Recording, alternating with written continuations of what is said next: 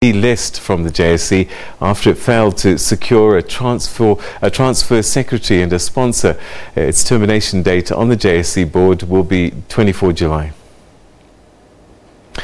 Now, as we do, and during the course of each day, we often refer to a chart or a number of the day, and today the number is 0.8%. Now, if you're in Scotland, that's actually a good number because the first quarter GDP was up by 0.8%, so that's a good number. But if you're in the US, the factory returns was down by 0.8%, and that ties in quite nicely with what's happening here. Also a negative number, unfortunately for us, because it shows that the manufacturing sector here in South Africa is in recession, even though production in the sector shrunk to a lesser extent in May compared to the year-on-year reading a month before. Statistics South Africa says that manufacturing production decreased by 0.8%, as you can see here, year-on-year in the month of May. It had shrunk by more than 4% the month before, so whilst it's not a great figure, it's not as bad as the month before.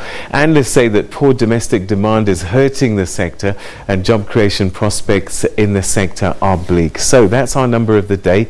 It's great news if you're in Scotland, but not great news if you're in America, and particularly not great news here in South Africa.